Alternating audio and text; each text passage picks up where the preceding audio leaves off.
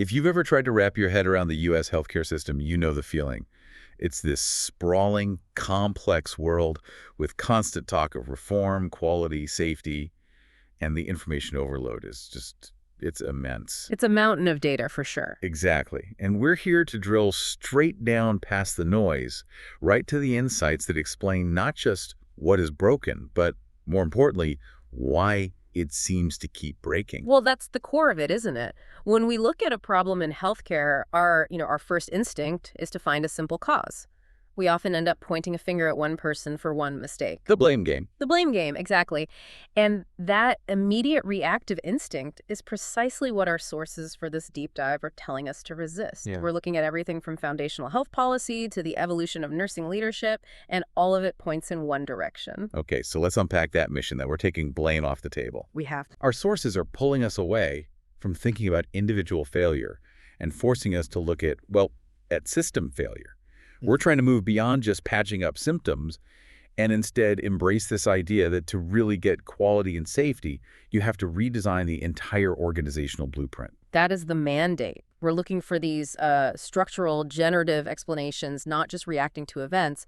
And to really set the stage for why this has become so critical, we have to go back to the policy foundation that really demanded this kind of system-wide change. You're talking about the Affordable Care Act. The Patient Protection and Affordable Care Act, or ACA, enacted back in March of 2010. Right. And the ACA, for all the political storms it's been through, it really set out with three, I think, very clear goals to fix some massive systemic cracks that were making the whole U.S. healthcare system just unsustainable. Absolutely. The first goal, and this is the one that got all the headlines, was just making affordable health insurance available to more people. Right. The access problem. It was a direct response to this huge access gap driven by cost.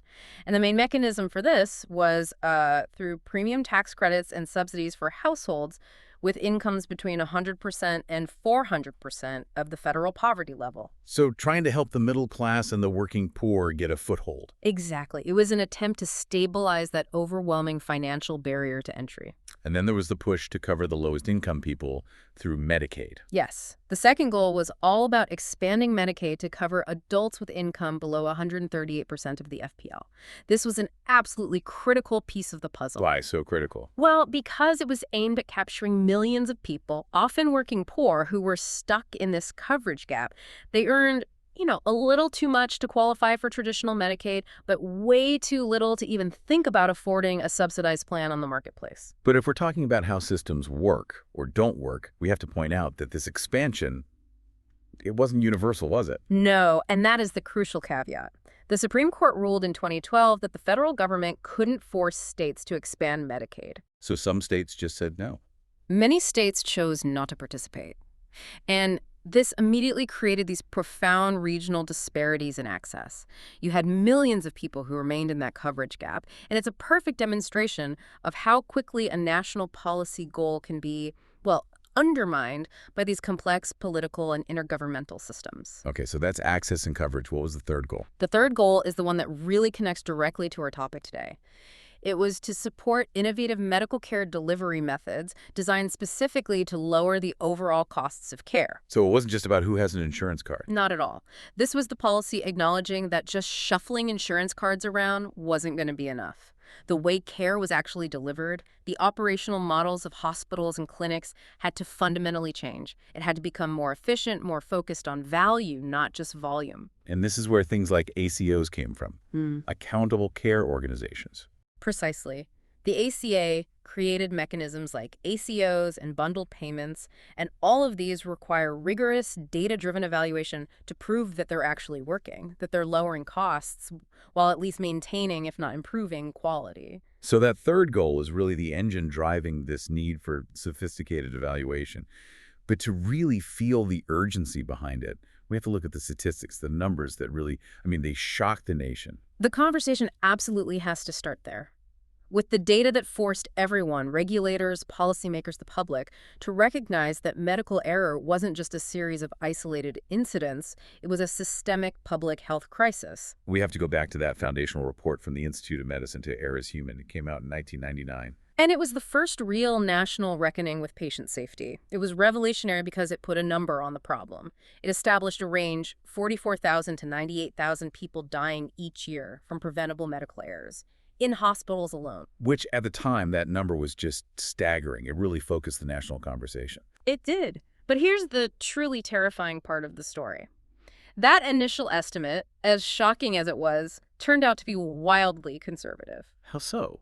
The tools they were using weren't good enough. The measurement tools they used back then just didn't capture the full scope of the problem. They often relied on things like voluntary reporting or incidents that were obviously flagged. So they were missing a lot. A huge amount. A 2013 review, which used much more rigorous tools like the Global Trigger tool, which actively scours patient charts for even subtle evidence of harm. It reviewed studies from 2006 to 2012 and came up with a new range. And what was that new number? The true figures were likely between 210,000 and 400,000 preventable deaths per year. Wait, hold on. Let me just pause on that. You're saying the real number is potentially 5 times higher than the one that shocked everybody in the first place. That is correct. And to put that into a context that really sticks with you, our sources point out that medical errors kill more people every year than breast cancer. Which is around 42,000 deaths. Right. Or motor vehicle accidents, which is about 43,000. So medical error is like a jumbo jet crashing every single day, year-round.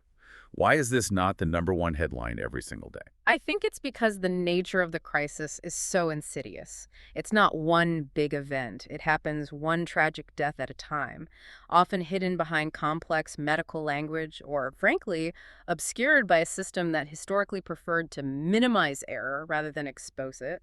And that's why the demand for evaluation became non-negotiable. If you don't measure it, you can't fix it. Exactly. And following up on To Err is Human, the IOM published another landmark report in 2001 called Crossing the Quality Chasm. And that one wasn't just about the problem, it was about the solution, right? A framework for what good healthcare should even look like. It provided this revolutionary framework for how we should be judging quality. They defined 6 domains, essentially telling the entire industry that if you aren't achieving all 6 of these, you are failing your patients. Okay, let's break those down. What are the 6 domains? Number 1 is safe. This is the most obvious one. Avoiding injuries to patients from the very care that's intended to help them. It's the cornerstone. Do no harm. Right. Then, effective. Providing services based on scientific knowledge and evidence. Making sure people who need a service get it, and just as importantly, people who won't benefit from a procedure don't get it. So cutting out unnecessary care. And then the third one, which was a huge shift at the time, patient-centered, providing care that is respectful of and responsive to individual patient preferences, needs, and values. This is where the patient's voice actually starts to matter in the decisions. It demands that patient values genuinely guide clinical decisions, not just what's convenient for the provider. Before 2001, healthcare was almost exclusively focused on the first 2, safe and effective. This one changed the game. And what are the last 3? The next 3 raised the bar even higher. Timely, which is about reducing waits and harmful delays. Efficient, which is about avoiding waste of equipment, supplies, ideas, energy. This ties directly back to that third goal of the ACA. Right, lowering costs. And finally, number 6, equitable. Providing care that does not vary in quality because of personal characteristics like gender, ethnicity, geographic location, or socioeconomic status. That one. Yeah. That feels like the biggest challenge of all. That report was basically telling every hospital in America they had to solve societal bias inside their own walls. It is a massive challenge. And that overwhelming mandate for comprehensive systems-level improvement is the direct link to the educational requirements now being placed on advanced practice nurses, specifically those with a Doctor of Nursing Practice degree, or DNP. Okay, so connect the dots for us. How does this crisis and this new framework for quality lead to the DNP? Well, the IOM recommendations explicitly called for nurses to be full partners with physicians in redesigning care. They didn't just say we need more nurses. They specifically recommended doubling the number of nurses with a doctorate by the year 2020. So they weren't just looking for more hands at the bedside. They were looking for leaders. They were looking for high-level, analytically minded leaders capable of driving system change. A DNP graduate is now specifically expected to master these evaluation processes and to assume accountability for them within their organization. So their role in evaluation is much bigger than just, say, checking a patient's vitals. Oh, much, much better. It moves far beyond the traditional nurse-patient relationship. Their scope of evaluation expands to address the organizational, the population, and the systems levels. This means they need expertise in the kind of scientific approaches used by, behavioral and organizational scientists. Can you give us an example of that? Sure.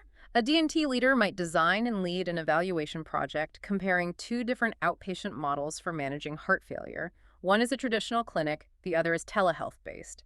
They would have to evaluate which model is more effective at reducing readmissions across an entire population of patients, not just one or two. So they're not just consuming research, they're creating new evidence and then judging its value against those 6 IOM domains. Precisely. They have to possess the competencies to engage in these high-level evaluation processes. Their contribution is seen as integral because, frankly, achieving a high-quality, safe healthcare system for the whole country relies on having leaders who can effectively measure performance, find those structural flaws, and drive complex change. Okay, so we've established the life or death urgency and the need for these high-level evaluation skills. Now we can get into the actual framework needed to do it, systems thinking. Because traditional problem solving, like you said, it just attacks the symptoms. It does. And systems thinking is really the philosophical and practical antidote to what's called reductionism. Reductionism is the idea that to understand a complex thing, you just braid it down into its smallest parts and analyze each part in isolation. And that works great if you're, analyzing a chemical compound. It works perfectly for that, but it's a disaster when you're trying to analyze a hospital's performance. The moment you isolate one component, let's say the emergency department, and you try to maximize its efficiency without considering the downstream impact on, say, inpatient beds. You've lost the connection. You've created a bottleneck. You lose the vital connection to the larger system. Peter Senge, who was a pioneer in this field, he captured this perfectly. He said that the unhealthiness of our world is in direct proportion to our inability to see it as a whole. And in healthcare, that fragmentation is the illness itself. You see it everywhere. EMRs that don't talk to each other, different departments with different protocols. And it's all accelerating faster than our ability to adapt. This brings us to a concept from Thomas Homer Dixon, who talked about the ingenuity gap. The ingenuity gap, what does that mean? He argued that the demand for ingenuity, for clever solutions in our complex systems, is growing faster than our ability to supply it. He specifically warned about what he called slow creep problems. Slow creep problem. Yeah, these are issues that build up incrementally. Slowly rising costs, slowly increasing regulations, slowly declining staffing. And societies, we adapt pretty easily to these small, slow changes. We get used to the creep. Like the frog in the slowly boiling water. Exactly. But then, these slow creep problems lead to a sudden, nonlinear shift, a crisis, a breakdown. And his work perfectly describes the healthcare crisis. Costs, access, quality, they've been creeping in the wrong direction for decades, and now we're seeing the breakdown. Massive nurse turnover, rural hospital closures. And the staggering medical error statistics. The advanced practice leader needs the ingenuity not just to manage the crisis of the day, but to disrupt the very system that created it. And to do that, you have to change how you think about problems. Senge outlines 3 levels of explanation for problem solving. Let's use a really common and devastating example to illustrate this. A patient fall. Okay, so we can start at the lowest, most common level, the reactive event explanation. So that's the blame game level, right? Yeah. Something happens, we point a finger. Precisely. You're just reacting to the single event. A patient fell. The immediate reaction is to punish the nurse or maybe just immediately put the patient in restraints. It's the short-term fix driven by fear. It's focused entirely on making sure that specific event doesn't happen again. And it's completely inadequate. It leaves no room to ask why the fall happened in the first place. It reinforces the system flaws and achieves basically zero genuine quality improvement. Okay, so what's the next level up from that? The next step up is the responsive pattern explanation. This is where you start to look for trends. So you move from asking, why did Mr. Smith fall today? Right. To what? To asking, has this patient fallen before? Do falls in this unit happen at a certain time of day, like a shift change? Are we tracking fall risks effectively for all our patients? This is where data starts to come in. You're tracking and trending. This is where most quality improvement projects live, right? Right. Responding to patterns in the data. Yes, but the most powerful level, the one that's required for real, enduring change, is the generative structural explanation. This is where you focus on finding the root cause or causes for the patterns you're seeing. So, using the fall example, Right. if we see a pattern of falls during patient transfers, the generative level demands we ask, What's fundamentally wrong with our transfer process? Exactly. We're looking at the design of the work. The root cause might be a system failure.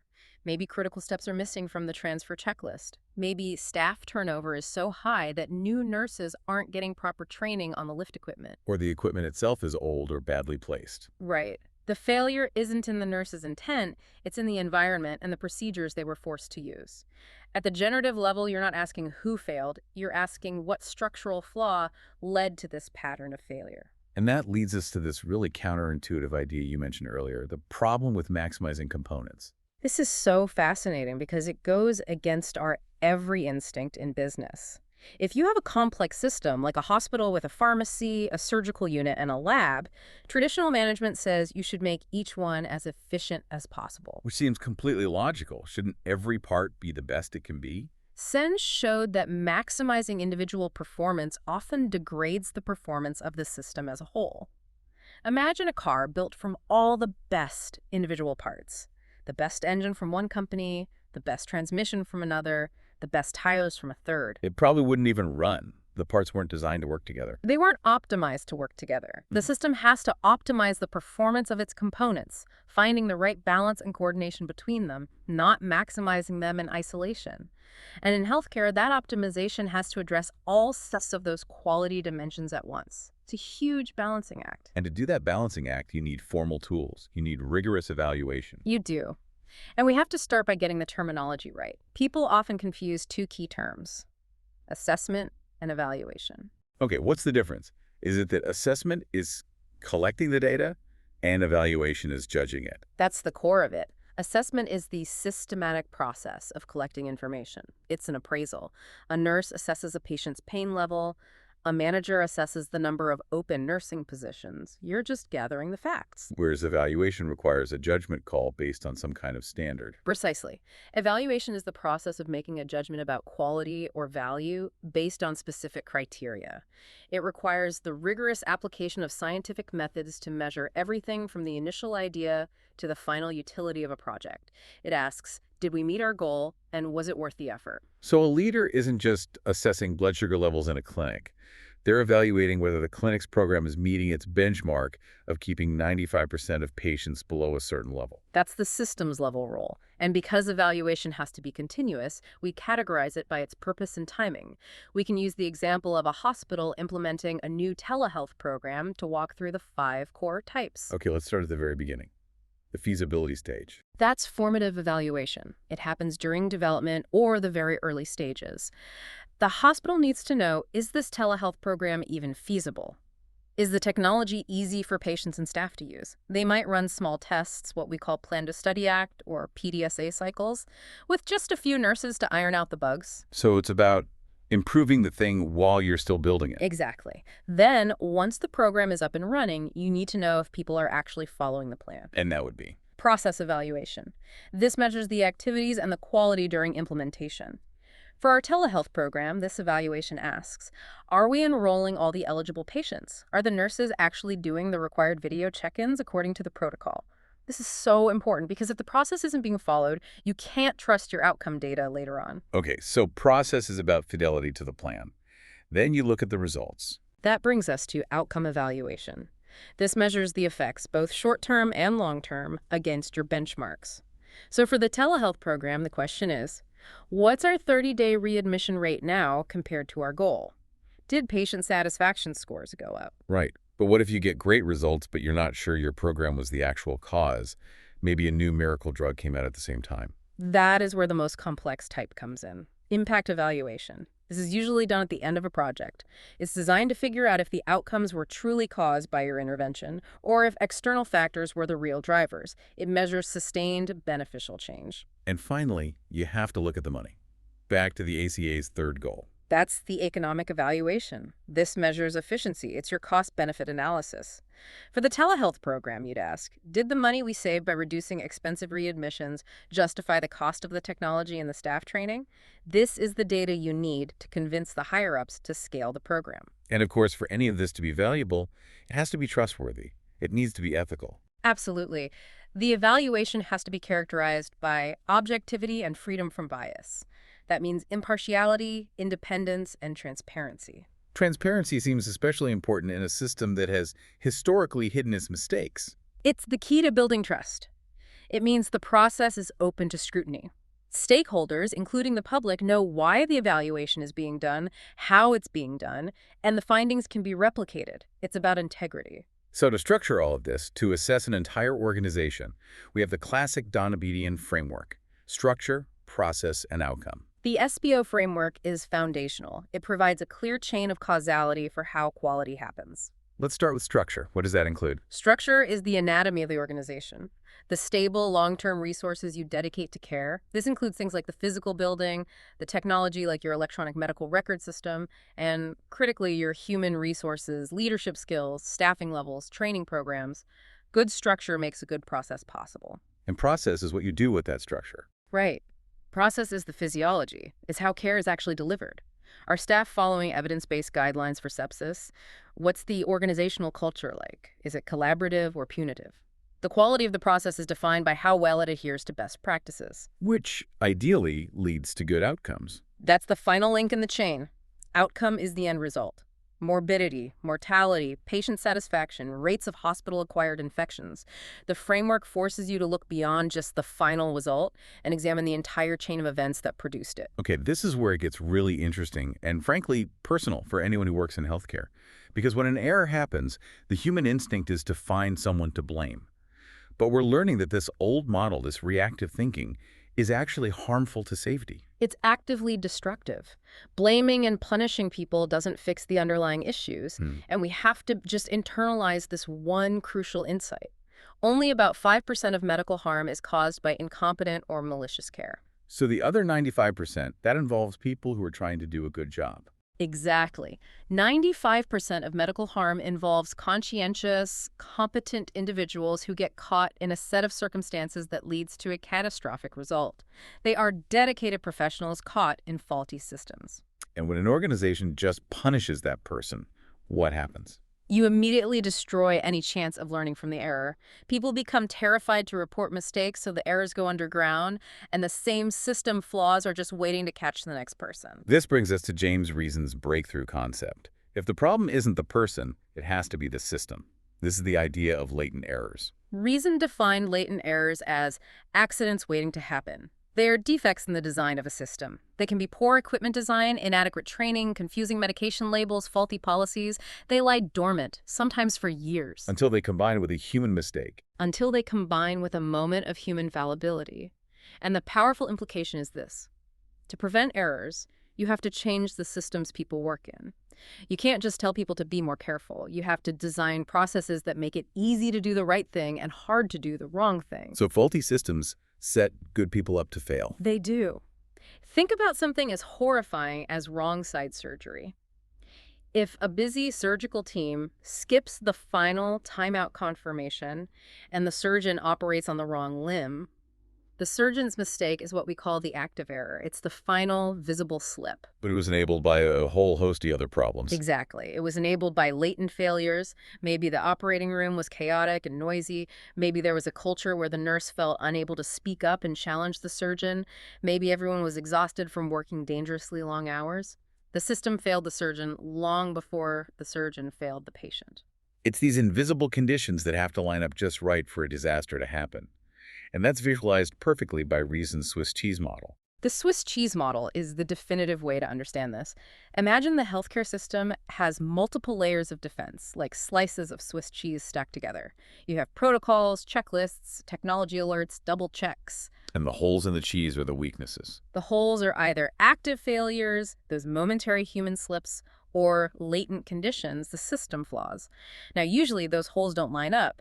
An error is caught by the next layer of defense. But sometimes they do. Sometimes, on a particularly bad day, all the holes and all the slices align perfectly, and that allows the hazard to pass straight through every single defense. The job of a systems leader is to find and plug those latent holes in the cheese. To make this powerful, but still kind of abstract theory real, we need to look at a specific case, the story of Josie King.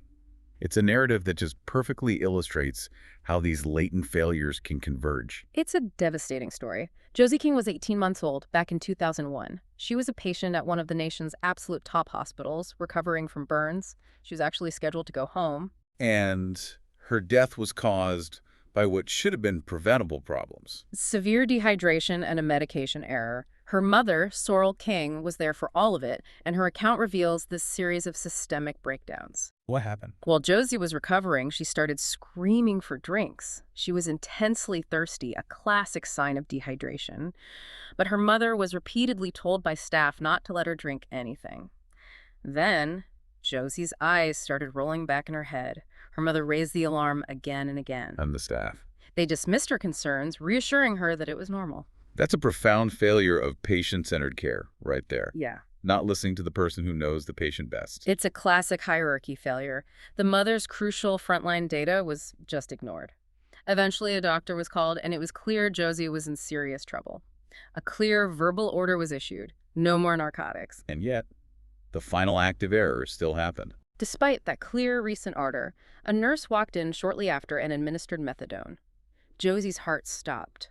The failure wasn't a single act of malice. It was this devastating chain of poor communication, disregard for family input, and a failure to have a system in place that could prevent an order like no narcotics from being ignored. And her parents made this incredible decision to turn their grief into a movement for change. They did. Their advocacy has led to major safety reforms around the world. The tragedy showed that even in a world-class hospital, latent structural flaws can enable a series of active errors to combine into a fatal event. The system set that conscientious nurse up to fail. The lesson from that tragedy is that evaluation can't just be about process. It has to be about the organization's culture. You have to measure the culture itself. You have to design a system that's capable of learning from its failures. And you can't learn from what you're afraid to report. So how do you actually measure a safety culture? Well, the Agency for Healthcare Research and Quality, AHRQ, identifies a few dimensions, but it really boils down to three essential interconnected components. Okay, what are they? First, you need a just culture. This is the foundation. It's about fairness and accountability. It's a culture that can distinguish between a simple human error, at-risk behavior like taking a shortcut, and reckless behavior. The response has to fit the behavior, not just the severity of the outcome. So you don't punish someone for an honest mistake. You console them and you fix the system. Second, you need a reporting culture. This is where staff feel safe and are actually encouraged to report errors and near misses without fear of punishment. This is critical because we estimate only 10 to 20% of errors are ever reported. Because of that fear. Because of that fear. And third, you need a learning culture. The organization has to systematically analyze those reports, extract the knowledge from them, and then use that data to actually improve the system. It turns failure into free, invaluable information. A system that's built for safety has to assume that failure is inevitable and then build in resilience. This is the idea behind what are called high reliability organizations, or HROs. HROs are organizations that operate in incredibly high-risk environments, like nuclear power plants or on aircraft carriers, and yet they have amazing safety records. And their success comes down to a certain mindset. It's a state of persistent mindfulness, which is rooted in 5 key principles. First is a preoccupation with failure. They are constantly hunting for the smallest signs of trouble. They don't celebrate success, they study failure. Second, a reluctance to simplify interpretations. They refuse the easy answer. They don't just say, a nurse was tired. They ask, why was the nurse tired? What scheduling policy led to that? Deeper and deeper questions. Third, sensitivity to operations. They're always monitoring the workflow for tiny signals of stress. Fourth, and this is so important, deference to expertise. They listen to the person who knows the situation best, regardless of their rank. This could have saved Josie King. And the last one. A commitment to resilience. They know failures will happen, so they are designed to absorb them and recover quickly, treating every error as a chance to learn and get stronger. And it's not just about internal culture. External pressure, public reporting, that plays a huge role in driving change. Transparency is essential for accountability. It lets providers benchmark their performance, it lets payers reward quality, and importantly, it lets patients make informed choices. Data sources like CMS Hospital Compare or the Leapfrog Group create this external pressure to improve. And there are specific designations that act as a proxy for this kind of organizational excellence. Our sources point to the Magnet designation. Magnet is the gold standard for nursing excellence. It's telling that all 20 of the hospitals on the U.S. News and World Report's best hospitals list in 2020 were magnet designated. And getting that designation is not easy. Not at all. It requires an organization to track specific nurse-sensitive quality indicators, things like patient falls, pressure ulcers, nurse turnover, and show sustained improvement over 4 years. It's proof that you have the structure and process in place to constantly get better. And this all loops back to the systems leader, the advanced practice nurse, who has to understand their place in this whole hierarchy to use their evaluation power effectively. Understanding that hierarchy is key, we think of healthcare in nested systems. You have the microsystem, which is the direct care team on a unit, that sits inside the macrosystem, the hospital or clinic network. Which is part of the even bigger system. Which is part of the megasystem, the entire U.S. healthcare system, with all its policies and regulations. And even that is influenced by the metasystems, the big economic, political, and social forces. So a DNP leader has to be able to operate on all those levels, use data from their microsystem to argue for a policy change in the megasystem. That's the job. It requires moving beyond traditional management to what we call transformational leadership, challenging the process, inspiring a shared vision, enabling others to act, and modeling the way. But sustaining that kind of effort against the inertia of the status quo, that has to be the hardest part. Yeah. How do you keep thinking generatively when you have a dozen reactive fires to put out every single day? This is where the philosophical work of C. West Churchman becomes a really practical tool. Churchman warned that our simple, direct attempts to solve system problems often just make things worse somewhere else in the system. Unintended consequences. Exactly. So he developed a model for inquiring systems that constantly challenge the decision-maker's assumptions. The model centers on the client, the decision-maker, and the system planner. And he argues that planners must aim for what he called ideal planning. Ideal planning. That sounds a little utopian. What does that mean in the real world? It means moving past what's just feasible or realistic today. It means you try to define purposes that improve the human condition indefinitely, using limitless imagination to remove the constraints. You have to ask, if money and politics were no object, what would the ideal, safe, equitable system actually look like? So it's not enough to find a fix for today's staffing shortage. You have to ask, what's the ideal way to staff for patient care, period? And what's one tiny step I can take today to get us 1% closer to that ideal? It's about having a North Star. Churchman's model is really a series of unfolding questions, not answers. It forces leaders to consider the implications of their choices for the whole system and to challenge their own assumptions about what's even possible. It's the intellectual toolkit for a systems thinker. Wow. We have covered an incredible amount of ground, from the shocking scale of medical error all the way through to the philosophy of ideal change. This has been a true deep dive. It really has, and I think the primary takeaway for you, the listener, is really clear. This massive failure in healthcare, the one that costs hundreds of thousands of lives, it's not about bad people, it's about faulty blueprints, it's about interconnected structures. And the way forward requires a totally different kind of leadership. It demands sophisticated, unbiased evaluation and leaders who are focused on finding those structural, generative causes of problems. So what does this all mean for you, whether you're running a clinic or you're just trying to navigate your own healthcare journey? I think it means that true transformation requires us to identify those latent structural causes, using that generative level of thinking. It means we have to ensure our leaders, especially nurse leaders, have the vision and the data skills to challenge the status quo. Yeah. And fundamentally, it means creating a culture where learning from every single failure is seen as imperative for survival, not just a nice idea. That structural perspective really does change everything. And on that note, let's leave you with one final provocative thought to consider. It builds on Churchman's pursuit of the ideal. Another systems thinker, Margaret Wheatley, viewed those unintended consequences we talked about not as failures, but as unintended opportunities. So if any change to a complex system will almost always produce unexpected results, how should systems leaders ensure they are not merely anticipating failure, but are actively designing systems that can capitalize on and learn serendipitously from those unexpected results? We'll leave that with you as you look at the systems around you. Until the next deep dive.